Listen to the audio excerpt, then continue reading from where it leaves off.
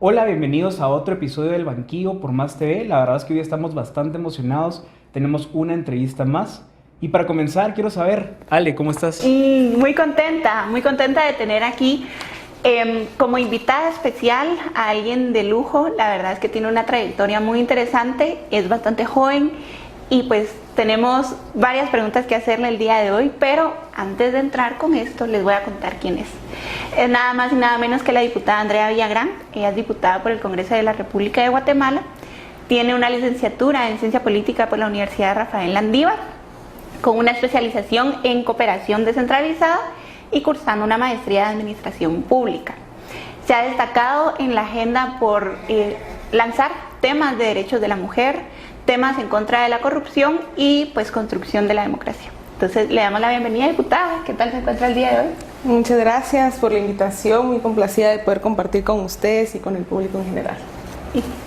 Excelente, diputada. Y para comenzar esta entrevista, ya le dio una introducción, pero yo quisiera preguntarle, ¿quién es Andrea Villagrán en sus palabras? Bueno, Andrea Villagrán es una mujer joven, déjenme decirles que soy la mujer diputada más joven del Congreso.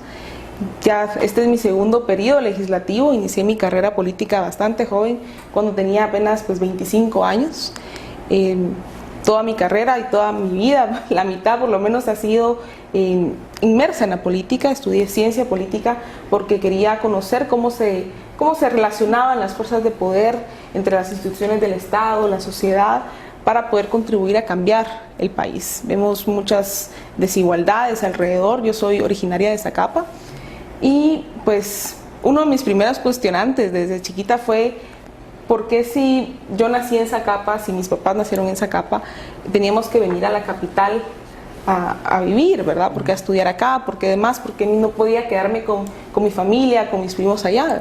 Y pues, falta de oportunidades, las oportunidades laborales estaban acá. Entonces eso fue, creo que uno de los principales cuestionamientos que yo me hice acerca de mi vida, chocar con esas desigualdades fuertes. Yo soy también, mi familia es de una aldea en Zacapa, la aldea Los Jocotes, por la Trementina, y ver esas diferencias entre la casa vecina, entre las oportunidades que tenían los compañeros con los que yo jugaba o salía a jugar con los vecinos y los que yo tenía aquí en la capital. Entonces eso me motiva mucho a querer conocer cómo poder aportar desde mi espacio al país para mejorar la situación. Claro, diputada, muchas gracias. Qué interesante, porque es justamente, creo que eso todavía se vive hoy en día, que muchas personas realmente migran de estar en un departamento o de estar con sus familias a la ciudad, ¿verdad? Y es sumamente injusto porque ¿por qué no hacerlo desde mi propio espacio, verdad? Entonces entiendo que por ahí empieza su interés por la política, pero si nos pudiera contar más cómo pasa de ser Andrea de Zacapa, Andrea, esta persona que quería más oportunidades, a tirarse a la política ya. Bueno, yo creo que para todos es importante las relaciones que tienen con los amigos, con la familia, y creo que en Guatemala tenemos estas típicas familias que los domingos nos sentamos o se sientan nuestros papás, nuestros tíos, hablando en ese sentido de niños, ¿no? A escuchar cómo se resuelve el país cada domingo en cada sobremesa. Y todos tienen la razón. Y todos tienen la razón, y todos resolvemos el país, ¿no? Todo lo cambiamos y se cambia el país cada domingo. Y yo crecí también escuchando eso, cómo se cambiaba el país, escuchando sobre las principales problemáticas, la necesidad de cambiarlas, la esperanza también que hay mucho por parte de la población de que un futuro mejor siempre es posible. Y eso también me motiva a participar. Es difícil también siendo mujer, hay que aclararlo, porque hay ciertas brechas y ciertos techos de cristal, cierta discriminación que limitan muchas veces esa participación. Sin embargo, desde la universidad yo estuve involucrada en los movimientos estudiantiles. Fui parte del movimiento estudiantil por el cambio en la Facultad de Políticas. En 2013 fui electa presidenta de la facultad. Y pues estábamos con los jóvenes en la universidad y con las jóvenes también estábamos trabajando para motivar más a la juventud, más a los estudiantes de política a involucrarse en la coyuntura, porque pues eran estudiantes de política pero muy difícilmente querían pronunciarse sobre el acontecer nacional, ¿verdad? Y eso lo vemos por una historia reciente de que vivieron generaciones pasadas, o sea, nuestros padres, nuestros abuelos, nuestros tíos, de mucho autoritarismo, de una época de silencio y de terror. Nosotros ya que nacimos y tuvimos, debo decir, el privilegio de nacer en democracia, para nosotros creo que es más natural hablar de estos valores como la libertad de expresión, pero todavía hay esa sombra que limita muchas veces el poder expresarse libremente sobre política con temor a algún tipo de represalia, ¿verdad? Entonces en la universidad buscamos generar más incentivos para que los estudiantes participaran en las actividades que hacíamos de coyuntura, de análisis, de diálogo, y fue así como llegan las manifestaciones de 2015. Estábamos también muy involucrados. Yo trabajaba en la Universidad Rafael Landívar en la parte de investigación como analista política, y pues empezamos a articular esfuerzos interuniversitarios. Empezamos a trabajar con la Universidad del Valle, con los estudiantes de la del Valle, con las otras organizaciones de la San Carlos y de la Landívar, para crear una plataforma que pudiera pues impulsar unas demandas de forma más colectiva. Entonces así es como inicio, me empiezo a estrenar pues en política desde los movimientos estudiantiles, y ya posteriormente tengo la oportunidad de participar en un partido político. Debo decir, y lo voy a contar con toda honestidad, con toda sinceridad, que honestamente los partidos te buscan cuando eres joven y cuando tienes cierto liderazgo, en el caso estudiantil, para rellenar o para ser parte de la foto bonita, ¿verdad? Y yo lo que quería era conocer cómo era la vida partidaria. Venía de la academia, no solo como estudiante, sino también trabajaba en la universidad, y a veces pues predicábamos entre los mismos, ¿verdad? Entre los convencidos. No había un eco entre lo que presentamos de estudios, de investigación y demás en la universidad que hiciera incidencia real en los actores, en los tomadores de decisión. Era muy frustrante. Entonces yo decido participar en política para conocer un poco de cómo es la vida partidaria. Participé en el partido político Todos, iba en cuarta casilla. La verdad es que solo me pusieron de relleno, es honesto. Eran 3 hombres y yo era la única mujer, cuarta mujer, con ninguna posibilidad de entrar, de ganar. Pero era para mí una experiencia, era conocer cómo era la realidad, cómo se vivía en vivo y en directo en los partidos políticos, el proceso electoral. Y es así como en 2015 yo participo en ese proceso electoral, y pues finalmente cierra el proceso electoral, no quedé electa porque pues, no iba en una casilla encabezando, porque esas casillas valen millones, se venden, olvídense, ¿no? Y no tenía ni los recursos para eso. Algo una anécdota que me sucedió en esa campaña electoral es que cuando fui a entregar mi papelería al TSE para mi candidatura, tuve que pedir permiso obviamente al trabajo, porque pues, no podía dejar de trabajar para dedicarme a la campaña, no tenía ese lujo. Entonces mi jefa pues estaba así como, bueno, pero tenés tanto tiempo, ¿verdad? Y yo me pasé del tiempo porque me atrasé muchísimo por un documento, iba tardísimo, por las carreras, ¿verdad? Me parqueo en la universidad, pero en las afueras de la universidad, no adentro, en el parqueo, porque me queda más cerca. Bueno, entro a trabajar, salí tarde y me robaron mi carro. A punto de comenzar el proceso electoral, y salgo y me había inscrito, ya tenía la felicidad de que, con mis amigos, con mi familia, que tenía mi inscripción y todo, sin carro. ¿Verdad? Me robaron el carro, sí, ahí sí fue durísimo, porque pues en ese entonces pues mi novio me prestaba el carro y hacíamos algo ahí para ver cómo moverme y movilizarme, porque eso sí me limitó mucho también a la hora de hacer política, ¿verdad? Entonces en 2015, en el proceso electoral, yo no quedo electa, solo entraron 2 diputados de los 4. Sin embargo, pues por todos los procesos que venían de lucha contra la corrupción, de casos en los cuales la Comisión Internacional contra la Corrupción en Guatemala, CICIG, y el Ministerio Público estaban investigando, resultan involucrado uno de los diputados que estaba en el estado en el que yo iba, y yo lo iba encabezando. Este diputado pues entró al Congreso, al año y pico tiene que salir del Congreso a resolver su situación judicial, y pues el corrimiento, ¿no? Llaman a la tercera casilla. Resulta que la tercera casilla también está involucrado en casos de corrupción. No tenía el finiquito, no tenía documentos para poder tomar el puesto en la curul. Pasó mucho tiempo porque pues, estaba que sí sacaba, que sí lo lograba, que no lograba el famoso finiquito. Y pues no lo logró. No se pudo, los tiempos fueron muy apresurados. Estaba por conocerse en ese entonces el antejuicio contra el expresidente Jimmy Morales, y la solicitud tenía que conocerlo el Congreso, y en este caso había que votar.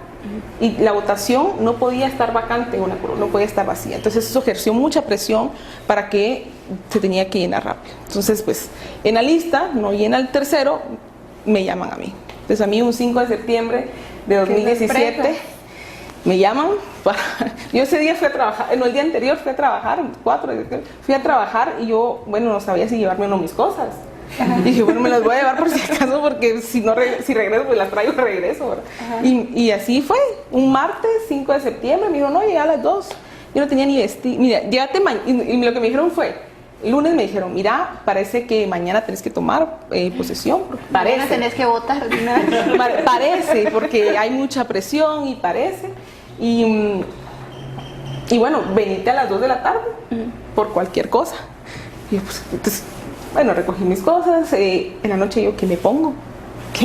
De verdad, y así como fui a correr en la noche a comprar un vestido, porque yo no sabía cómo o sea, tenía ropa, digamos, elegante y ciertas cuestiones, pero no para ir al Congreso, honestamente. Entonces me recuerdo que en la noche fui a comprar un vestido y corriendo, y al día siguiente los nervios pues, estaban matando, y finalmente me juramentaron a mí ese 5 de septiembre, y sola, porque pues ya todos los demás diputados ya habían tomado posesión, y el titular era mujer diputada más joven asume la curul, ¿verdad?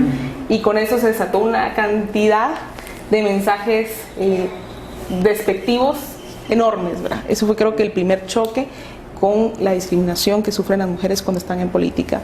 Yo esto lo menciono mucho cuando estoy con mujeres y con jóvenes contando este tipo de casos, porque si ese día hubieran juramentado a un hombre de 60 años, probablemente sin estudios, ni siquiera lo hubieran cuestionado, ni siquiera hubiera sido noticia, ni hubiera pasado completamente desapercibido, ¿verdad? Pero como era una mujer tan joven, o sea, tenía que tener una causa, ¿no? Inclusive Entonces, los hombres jóvenes hasta dicen, ¡ala, qué pilas!, ¿verdad? Incluso hay diputados de 18 años, que han habido diputados de 18 años, incluso en esta legislatura, creo yo. Sí, y en el caso, digo yo, la mujer más joven, pero mujer, ¿no? O sea, Claro. mujer más joven. Hombres, pues lo han habido antes, tenemos de 18 a 19 años. Exacto, la diferenciación, porque la mujer rápidamente empiezan, bueno, hija, esposa, amante, ¿de quién? ¿Cómo llegó ahí? Probablemente en el caso de los hombres también pasa lo mismo y no lo cuestionan, ¿verdad? Pero es diferenciada la forma en cómo se discrimina a la mujer y cómo se atacan a la mujer. Afortunadamente, pues yo ya tenía una carrera, aunque sea pequeña, pero ya lo tenía, era profesional, estaba con mi título de licenciatura, ya tenía mi posgrado, o sea, no venía del aire, venía del movimiento estudiantil, tenía una trayectoria conocida, menos, escribía en un medio público de la universidad, una columna de opinión sobre política. Entonces, digamos, no era alguien completamente ajena al escenario, pero que sí generaba, obviamente, ruido y para la opinión pública en general, ¿verdad? Claro. Bastante interesante, la verdad, más que toda esa diferenciación entre cuando es un hombre joven que nadie cuestiona y a usted que la cuestionaron, y a pesar de tener ese recorrido que tiene, ¿verdad? Entonces, yo quisiera saber también, diputada, en el momento que usted asume la curul, ¿cómo pasó de tal vez de lo teórico a lo práctico, de lo que había estudiado a ya ser una diputada?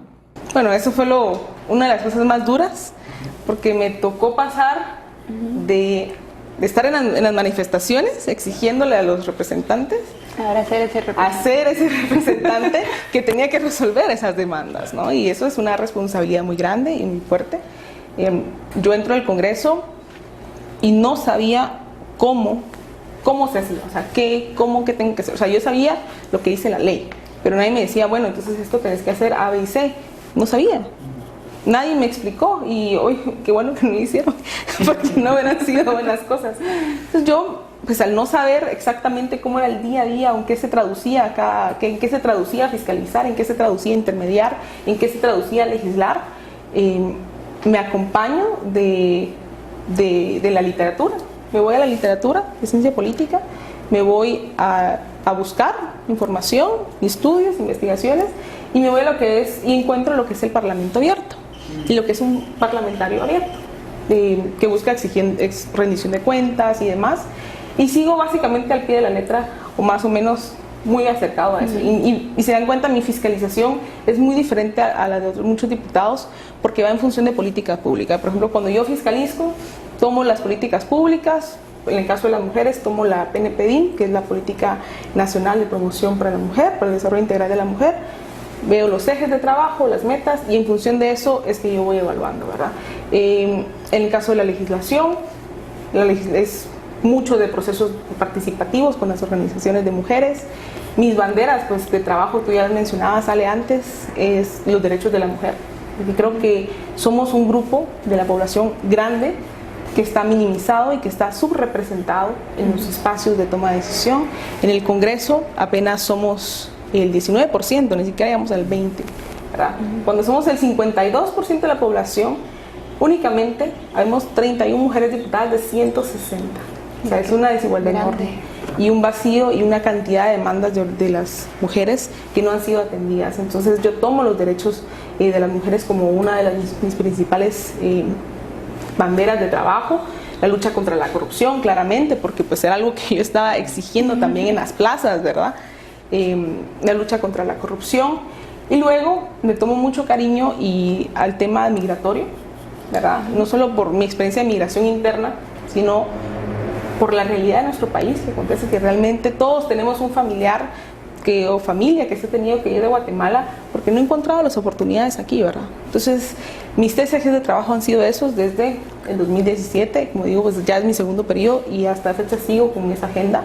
Trabajo a nivel legislativo, muy de la mano con las organizaciones, a la hora de presentar procesos de fiscalización, de intermediar, pues convoco a las organizaciones de mujeres a inicio de año, hago mi POA, sí, así lo hago mi plan de trabajo, con ellas consensuado, llegamos a un acuerdo y bueno, planificamos en el resto de año y en función de eso me voy. Hay que hacer iniciativas de ley, hago una propuesta, convoco a las organizaciones, la revisan, o a veces surge de las mismas organizaciones que hacen la propuesta, la revisamos y es un proceso así, ¿verdad? Esa es la forma en cómo yo trabajo a nivel legislativo, siempre de la mano de las organizaciones, para tener mayor legitimidad en el quehacer legislativo. Esto lo tuve que aprender de los pelos manuales, pero creo que al final es el deber ser. Y cada fin de año presento un informe de labores que lo entrego a las organizaciones de mujeres, a las organizaciones migrantes en el exterior y a la población en general, a las juventudes que me siguen, mi electorado básicamente, ¿verdad? Esa rendición de cuentas que es sumamente importante y que como ciudadanos a veces no es como una costumbre de hacer, ¿verdad? Sí, es bien importante el dar esta rendición de cuentas porque al final es una responsabilidad que se tiene como funcionario público, ¿verdad? Vamos a parar ahí, vamos a un breve corte y regresamos en unos minutos. No se vayan.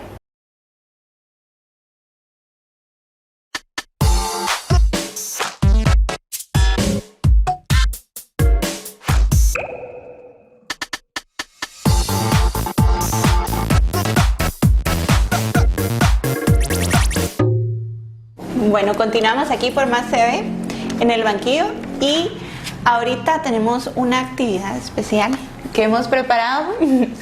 Te explicamos, la idea está en que te vamos a decir un par de temas, ¿verdad? Y tú nos dirás, nada más, sin decir más, si estás a favor o en contra. Perfecto. Ok, comenzamos. ¿Lista?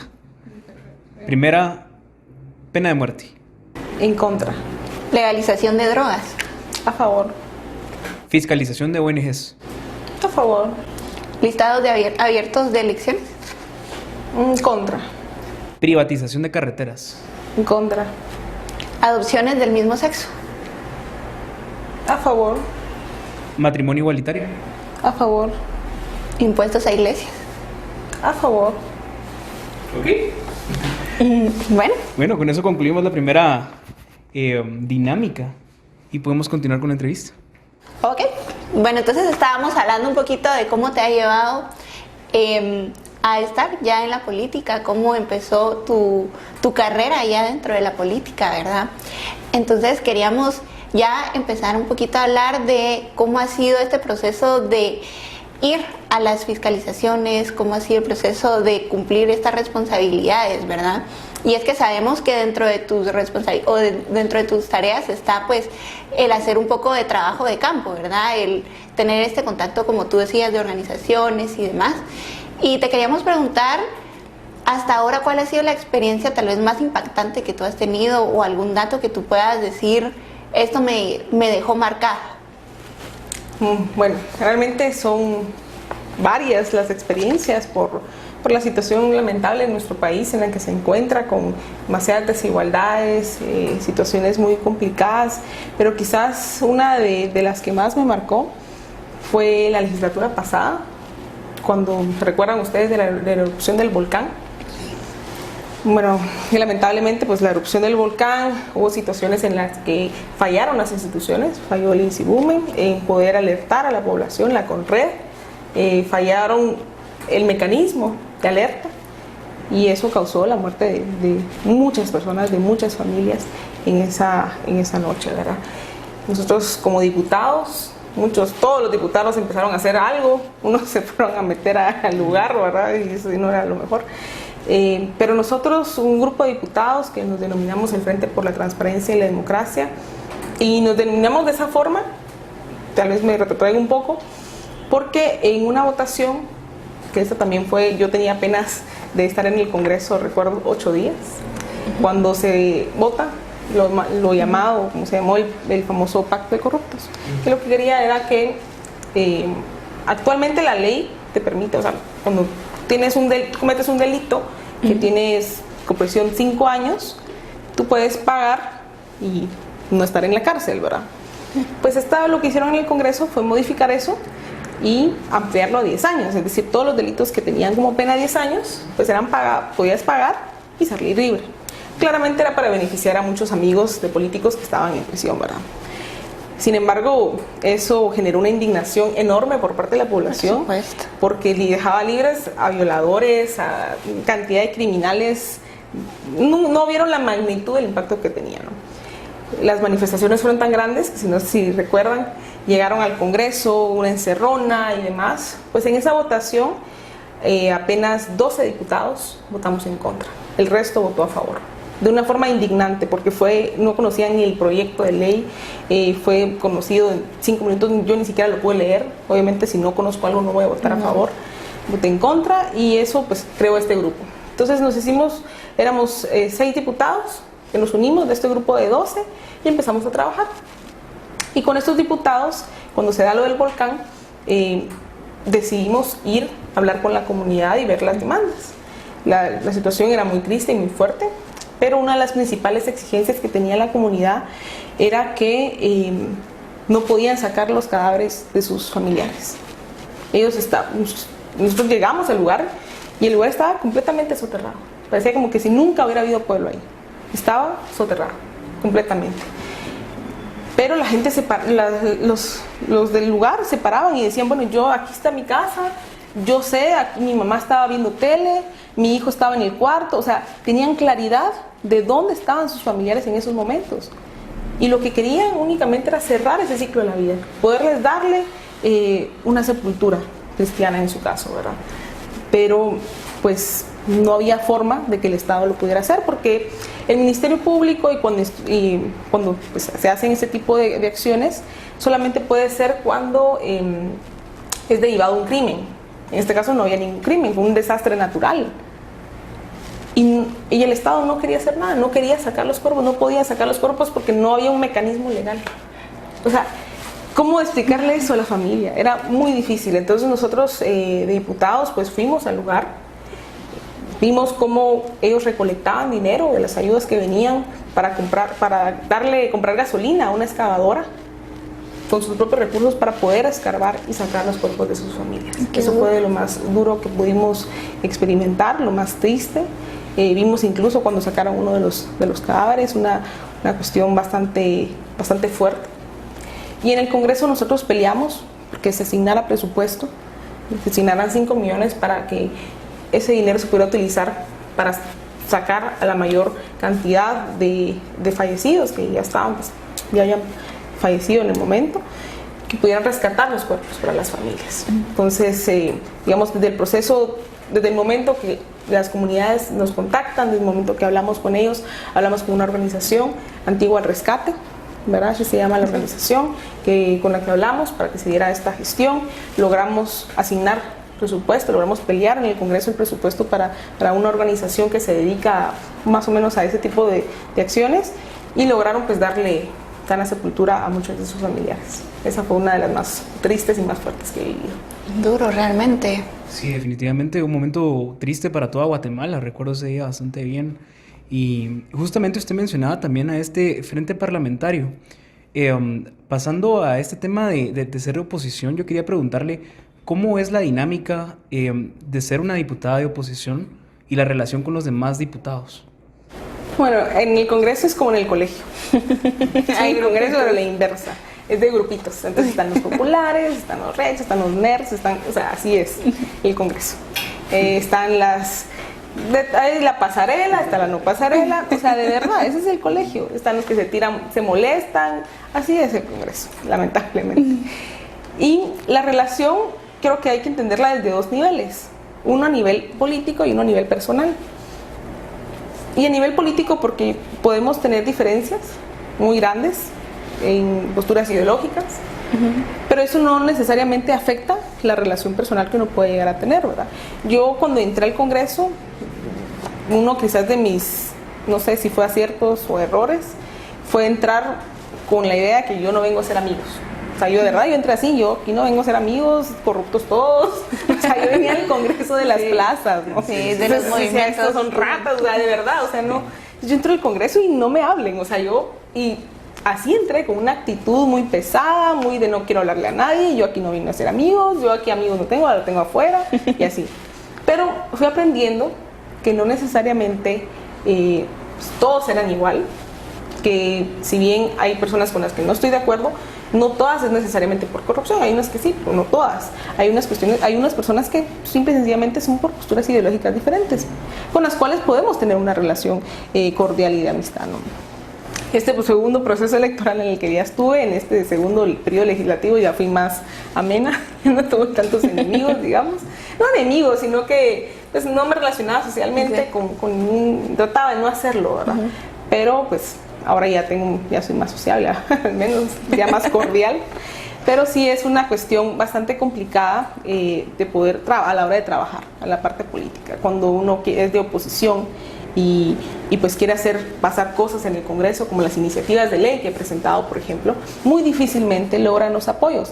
Y no porque no estén de acuerdo con los temas, sino que simple y sencillamente porque soy de oposición, ¿verdad? Entonces, ser de oposición lamentablemente representa que tus iniciativas de ley no van a pasar lo suficiente, a menos que logres un consenso muy grande, que en otros momentos se han logrado, y eso cae en que los políticos han perdido esa parte de la madurez política, y realmente a muchos pues no son políticos, sino que son politiqueros, no entienden de política y solo llegan a hacer negocios, lamentablemente. Entonces, como solo llegan a hacer negocios, aunque sepan que tu iniciativa de ley es buena, no la van a apoyar porque no les conviene económicamente en algo.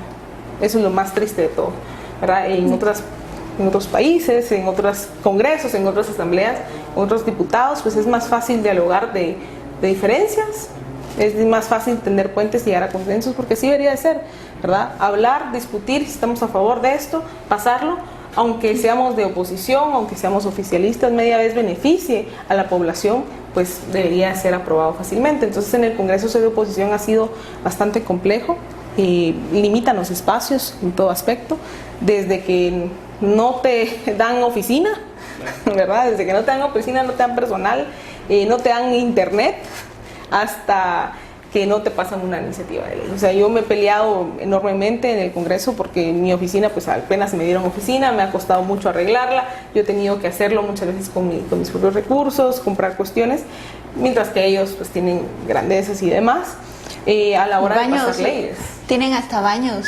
Sí, no, tienen baños, yo no tengo baño. Sí, no, olvídate, yo no tengo eso.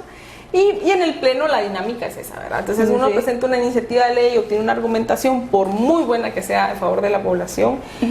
Lamentablemente no la pasan porque simple y sencillamente tienen intereses particulares, y eso es lo terrible que ha caído el sistema democrático en nuestro país, que los representantes, los congresistas no están votando o no están trabajando a favor de la población guatemalteca.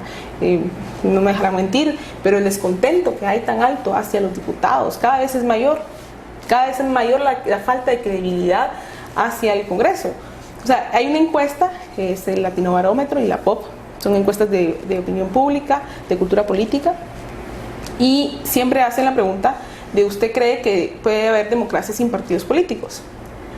Y yo como politólogo les diría, no, o sea, la teoría no puede haber democracia sin partidos políticos porque son los instrumentos para llegar al... Pero se le hace la pregunta a la ciudadanía para entender el grado de descontento o no que tienen con ellos, ¿verdad? Y generalmente la pregunta es que sí puede haber democracia sin partidos políticos, porque no se sienten representados por los partidos políticos, porque no se sienten representados. Y es que normalmente desde ahí va la corrupción justamente.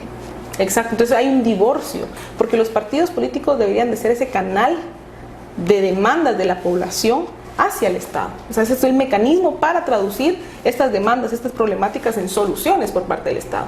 Y ese divorcio no está, no hay, es una distorsión. Entonces, como no está, no hay credibilidad hacia las instituciones partidarias, no hay credibilidad hacia los políticos. Entonces, la política es mala, es sucia. Sí, es cierto, la política es mala y sucia, pero hay que cambiarla. Hay que transformarla. ¿Y qué pasa si la gente que quiere hacer las cosas bien, la gente correcta, la gente la mejor preparada, no quiere involucrarse en política? Porque la política es sucia, ¿verdad? Pues dejamos el espacio para la gente que quiere hacer las cosas mal, la gente que tiene intereses particulares, la gente que quiere hacer negocio con las necesidades de la población, para que lleguen de forma más fácil. Y tenemos los políticos que tenemos los gobernantes que tenemos. Creo que en todas partes siempre hay quejas acerca del diputado, del gobernador, del alcalde, del presidente, de todo, ¿verdad? La gente al final quisiera que ya no existiera el Congreso, porque no lo ven como algo que beneficie a la población, y eso es lo más grave de todo esto. Por supuesto. Y ahorita que hablabas también de partidos políticos, ¿verdad? Queríamos hacerte la pregunta de que hemos visto que en estos últimos meses el Partido Bien ha pasado por diferentes situaciones, ¿verdad? Entonces te queríamos hacer la pregunta de cómo ves el futuro del partido y si tú te volverías a postular por el mismo partido. Bueno, nuevamente caemos en lo que son los partidos políticos, y la realidad es que deberían de ser instituciones partidarias, instituciones reales que ya nos demanda de la población, pero lo que son vehículos electorales. Lo son todos los partidos. Yo creo que hay muy pocos partidos realmente que representan eso, pero entre la gran mayoría se pierden, son muy pocos y contados, no pasan de la mano, ¿verdad? Que se pueden contar con los dedos de la mano.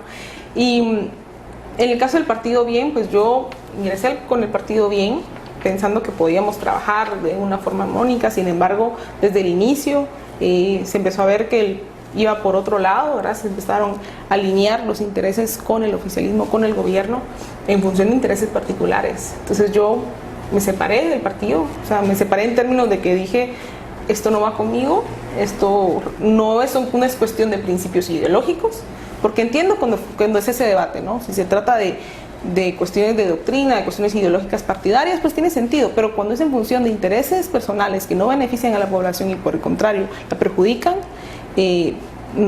yo decidí separarme, decidí empezar a actuar de forma diferente a lo que el partido decía, y eso obviamente generó un descontento. Entonces yo no estoy, digamos, en el Partido Bien, sigo ahí porque pues fui electa por el partido, pero no estoy trabajando de la mano con la organización. Incluso el mismo partido ya me desconoció, pero eso no es nuevo para mí. Ya el partido pasado también. No, yo entré por el partido Todos en la elección pasada y sucedió exactamente lo mismo. El día cuando yo les comentaba que tomé posesión, el 5 de septiembre, pues resulta que conocimos el antejuicio contra el presidente Jimmy Morales y yo voté a favor. Todo el partido, ¿qué le pasa? ¿Cómo votó a favor? Digo, pues que la gente está pidiendo eso. O sea, yo no voy a traicionar a la gente que confía en mí. Que la gente que yo represento y el electorado que yo represento son los jóvenes, en su mayoría. Sí. Y la juventud quiere cambio, quiere las cosas diferentes, quiere rendición de cuentas, quiere exigir y preguntarle al diputado por qué hizo tal cosa, que uno le pueda justificar. ¿Y cómo iba a justificar yo que estaba defendiendo a un presidente que estaba siendo claramente involucrado en cuestiones de corrupción? No podía hacerlo, entonces decidí no hacerlo, y eso, nuevamente en el partido Todos, pues no fue del agrado y decidieron que yo no era parte de, ¿verdad? Me sacaron también del partido. está bien, y esta es nuevamente la situación que se da con el partido. Lo que vemos en esto es un reflejo de que no son instituciones partidarias, lamentablemente, porque no están velando por los intereses de la población, y eso es lo más crítico de todo el sistema, y más para los jóvenes, y yo lo digo con mucha sinceridad y con mucha fuerza, y entender que nosotros como jóvenes, creo que nuestra generación es la única generación que nació en democracia. Nosotros de verdad tuvimos ese privilegio, por lo menos de cuando yo ya nací, estábamos en un sistema democrático. En pañales si quieren, iniciando si quieren, pero estábamos en ese sistema, ya en democracia. Cosa que las generaciones pasadas no pudieron hacer. Ellos vivieron en una situación bastante compleja de autoritarismos, de gobiernos militares, donde las libertades no eran posibles. Y nosotros como jóvenes que tuvimos ese privilegio tenemos que tener el compromiso y la responsabilidad de defender la democracia a toda costa. Y para defender la democracia tenemos que participar en el sistema. Es muy diferente la forma en cómo un joven que nació en democracia a cómo las generaciones anteriores ven lo que pasa, las problemáticas. Y yo lo veo, para mí, para nosotros, para los jóvenes, la norma no es la corrupción. Nos indignamos cuando sucede corrupción, nos indignamos cuando no nos quieren dar información o no quieren dar información pública, es indignante. Cuando el policía te quiere extorsionar por algo, es indignante, uno se molesta. Para las generaciones pasadas, ¿no? Eso es la norma, eso es el deber ser, eso es así, siempre. Se asombran si pasa lo contrario, pero nosotros la lectura es diferente. Entonces eso permite que nosotros podamos querer cambiar esta situación. Yo creo que cómo se encuentra el país es realmente grave. A veces me dicen unos, no, es que este país no tiene solución, miren cómo está, de verdad hay corrupción por todas partes. Y yo creo fielmente que necesitamos un cambio generacional. El cambio generacional los jóvenes van más por la ética, y ya después hablamos de la ideología, pero creo que todos compartimos las ideas y los valores de la transparencia, defendemos los valores democráticos y sobre todo pues el hacer bien, la transparencia y la ética política. Excelente, y hablando de esta dinámica en el Congreso de la República, justamente este año tenemos elecciones importantes en el Congreso, por ejemplo la de Procurador de Derechos Humanos. ¿Cómo ve usted la dinámica entre los diferentes bloques para la elección de un procurador o para la elección de Cortes, que también está ahí parada por ya casi 2-3 años? Sí, la elección de estos altos cargos, ¿verdad? La elección de Procurador de Derechos Humanos, que también es una figura que surge en un proceso democrático, las Cortes, que de una forma, digamos, no es de mi agrado, creo que tampoco es de mucho que sean los diputados a quien elijan a los jueces, pues, ¿verdad? Porque lo que pasa con eso es que le permite que los diputados elijan a sus cuates, o a los amigos, o si no, a personas con quien se pueden comprometer para que después les garantice impunidad. Y es que eso es lo que buscan al final, ¿verdad? Personas, si van a poner jueces, que después no los investigue, o que se haga loco si les pasa alguna investigación, ¿verdad? O si tienen algún caso, pues que no digan nada. Y eso es algo muy malo, que el Congreso realmente pues elija a las Cortes, pero así es la ley, eso es lo que dice, entonces tenemos que hacerlo. Y ya lleva muchísimos años de que no se ha cambiado, lo tenemos que hacer desde 2019. Y no se ha hecho, ya lleva muchos años que se ha mantenido la misma Corte Suprema de Justicia, y lo que se espera, porque están muy cómodos, honestamente están muy cómodos con los jueces que están, con los magistrados actuales, entonces no quieren cambiarlo, y con lo que se espera con el Procurador de Derechos Humanos o Procuradora, pues básicamente es ese mismo acuerdo, ¿verdad? Que es terrible porque no se está priorizando la meritocracia, sino que por el contrario, los acuerdos que se puedan dejar bajo la mesa, y eso es muy importante para que la ciudadanía esté atenta y esté vigilante, la sociedad civil que pueda estar involucrada en estos procesos y exigir transparencia sobre los mismos para que lleguen de una u otra forma las mejores personas, ¿verdad? Definitivamente, gracias diputada. Vamos a otro corte y regresamos con esta entrevista.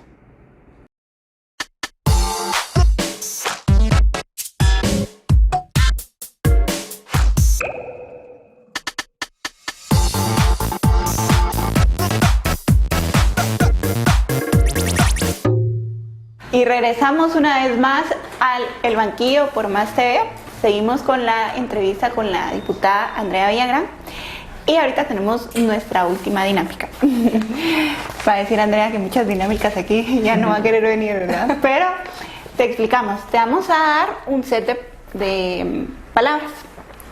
Y tú vas a tener para decir en una palabra como cómo puedes describir esa palabra, ¿verdad? O como una reacción a la palabra que te vamos a decir.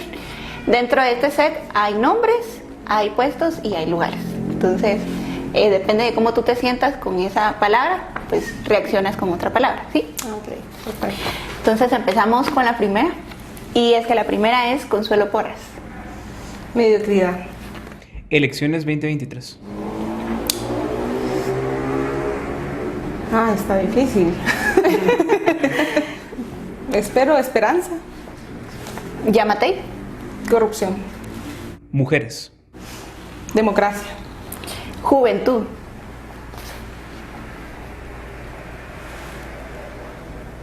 Es que diría esperanza otra vez, pero no sé si cómo repetirlo. Esperanza entonces. Migrantes. Migrantes. Ay, qué difícil palabra para nosotros, para mí, pero diría oportunidades. Menstruación. Un derecho. Guatemala. Necesidades. Excelente. Bueno, con eso continuamos con la entrevista.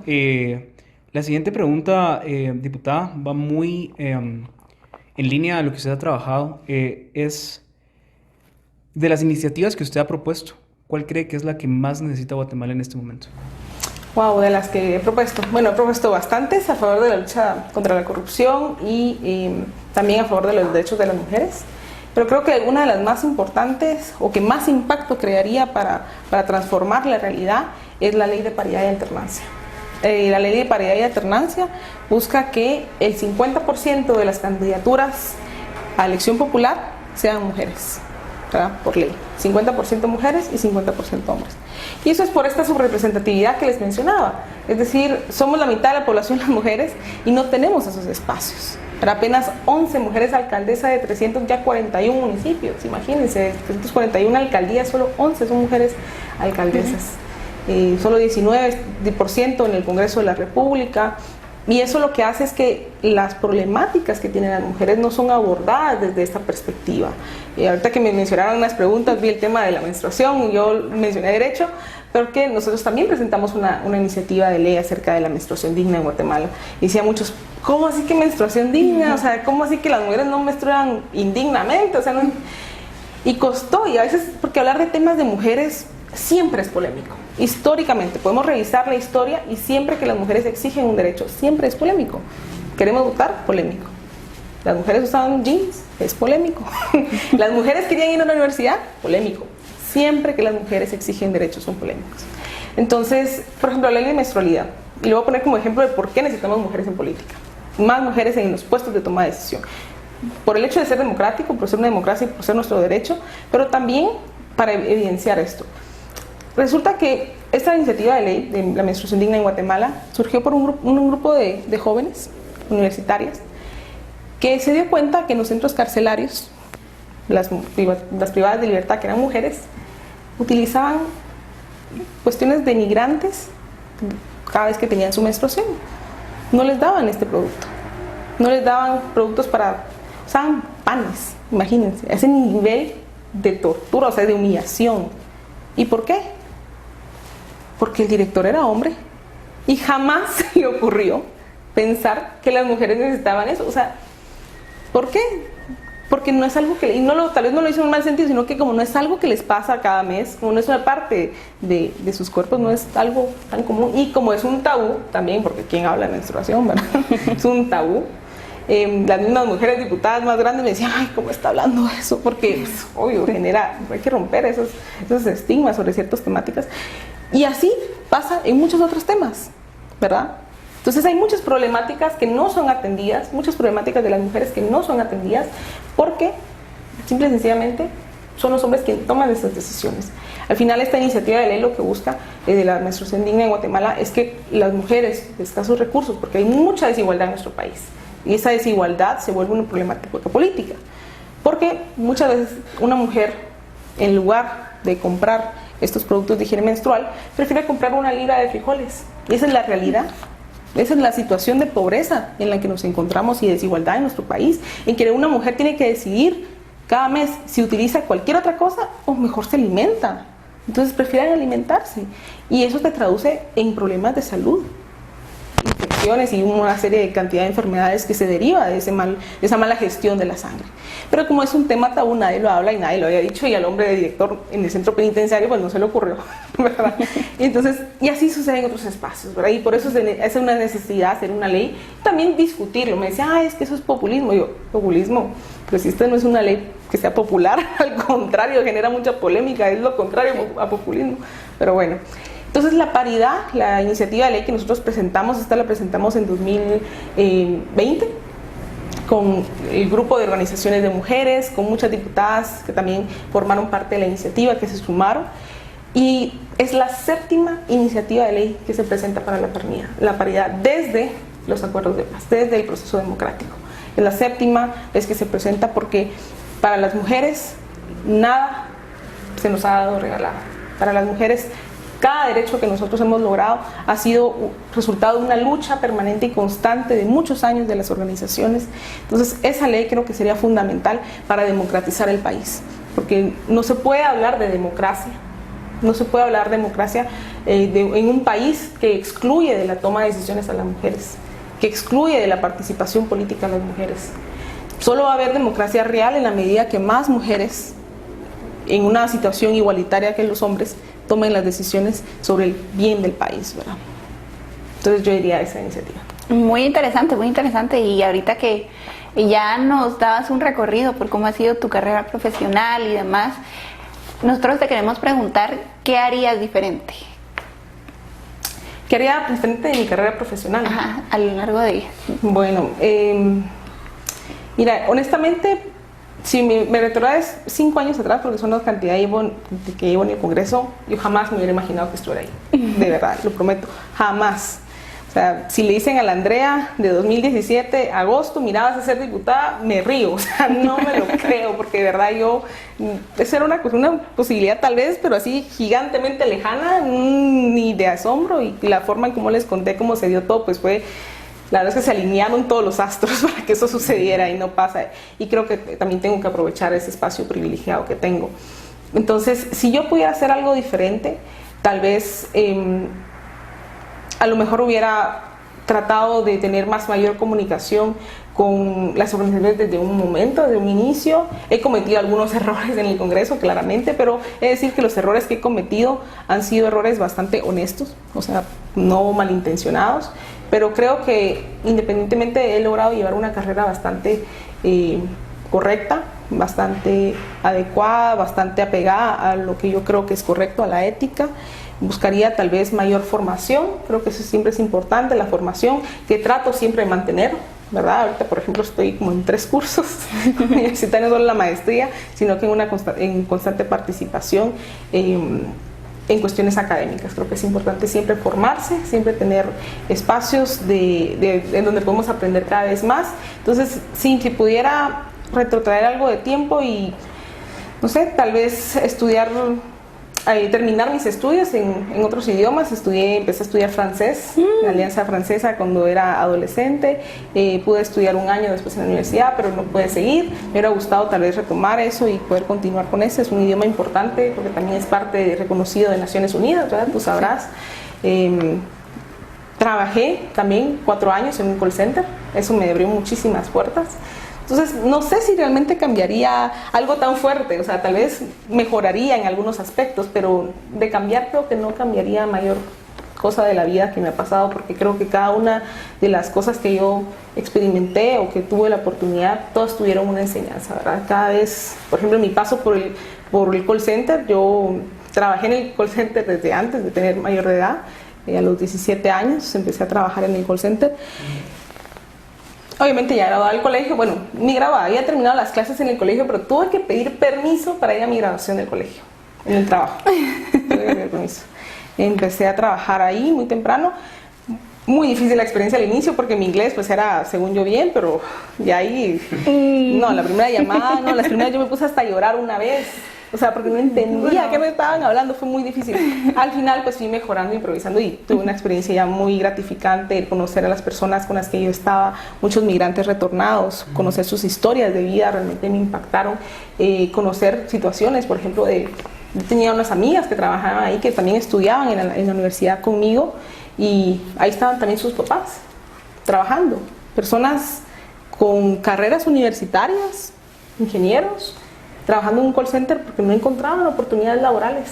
Yo creo que mi paso por ese espacio del call center yo lo valoro mucho porque conocí a personas increíbles que me marcaron y que creo que también me aportan a lo que soy hoy día, a tener ese contacto con la gente, a no perder el piso, que eso es lo más importante, no subirse por el ego político, dejar la humildad atrás, dejar las raíces de dónde viene uno, reconocer de dónde viene uno y por qué uno está en política. Si uno está en política es para transformar esa realidad que a uno le indigna, que nos molesta y queremos transformar para que sea mejor, ¿verdad? Entonces, esa sería mi respuesta, no te cambiaría tanto.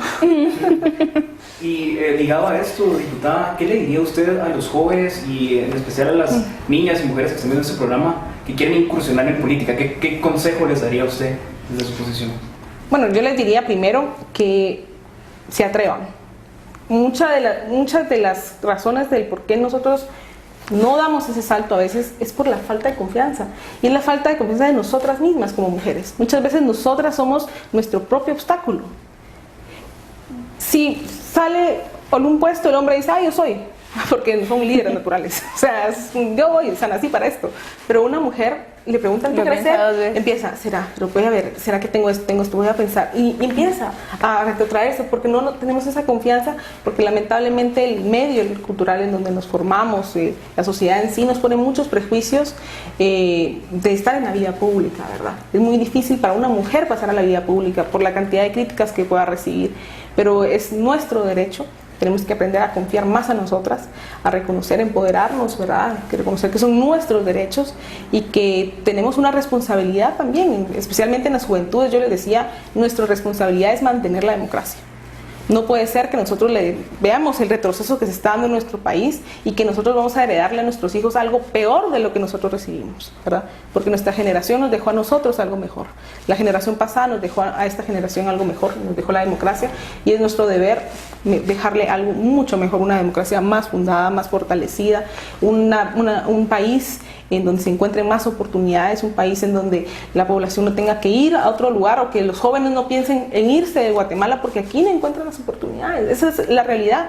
Muchos de los jóvenes quieren graduarse e irse al extranjero porque uno entiende, ¿verdad? Les van a pagar mejor y demás, pero quieren irse porque es que aquí no ven cómo desarrollarse, aunque tengan todas las herramientas. Y ahora si nos vamos con jóvenes en situación de vulnerabilidad, esto aumenta porque quieren irse a Estados Unidos para poder mandar ayuda y poder tener una casa, poder darle a su mamá, a sus hermanos estudio. O sea, es muy fuerte ese tipo de situaciones, y creo que los jóvenes que tienen el privilegio de estar en espacios como universitarios, que tienen el privilegio de estar cercano a partidos políticos, yo les diría que se atrevan, que den el paso, que participen en política. Lo principal es tener las convicciones y los principios claros de querer hacer las cosas diferente, porque Guatemala de verdad se merece mejores políticos.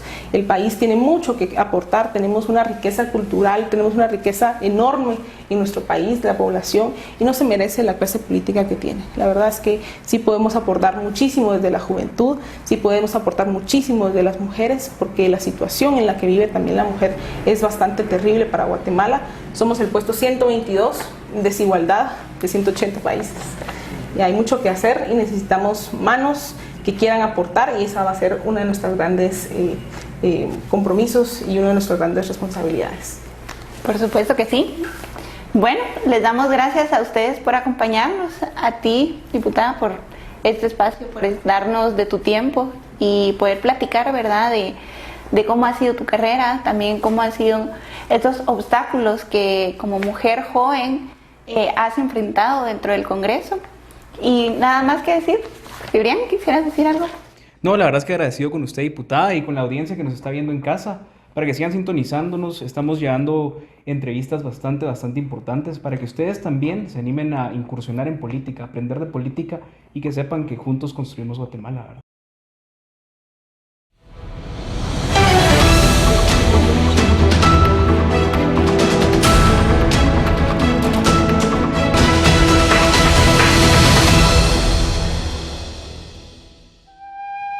El refugio del Quetzal es sin lugar a dudas el sitio perfecto para observar al ave símbolo patrio. Está ubicado a 268 kilómetros de la ciudad de Guatemala, en jurisdicción del municipio de San Rafael Pie de la Cuesta en el departamento de San Marcos. Para muchos, ver al Quetzal ha significado un reto e incluso un mito. Tujal Radio se propuso la misión de verlo, captarlo, documentarlo y darle a conocer al mundo que el avistamiento sí es posible. Para ello llegamos a las 6 de la mañana y nos internamos en el bosque nuboso, al pie del volcán Tajumulco, donde nos guió en la aventura Byron Girón, experto conocedor de la especie y el área. Este es el macho y esta es la hembra. Si ustedes pueden ver acá las características tanto del macho como de la hembra, ahí son visibles. El caso del macho es pico amarillo, la hembra del piquito es negro o cafés. El macho tiene esta característica acá en la cabecita, ¿verdad? Algo que la hembra no tiene, y algo que llama la atención en el caso del macho, el macho tiene cobertoras. Estas son cobertoras, las plumas más largas se le llaman cobertoras, y lógicamente la hembra no lo tiene, ¿verdad? Con el sonido espectacular de la naturaleza y distintos tipos de aves, aún con la penumbra, iniciamos la misión de avistar el Quetzal. Y como todavía está oscuro, entonces ahorita cuesta un poquito todavía verlo. Cuesta, la verdad. Pero definitivamente las primeras horas del día son los ideales para... La temporada en la que hay mayores posibilidades es de noviembre a abril de cada año, debido a que es el tiempo de apareamiento. La búsqueda no es fácil, mas no imposible, y es algo que vale la pena hacer si se tiene un espíritu aventurero. Dependiendo del guía, puede que toque dejar los senderos tradicionales y haya que internarse entre la vegetación, como sucedió a Tujal Radio. Mire, los naranjas que le digo, mire, no lo alcanzo aquí en medio, ahí está la hembra, oiga.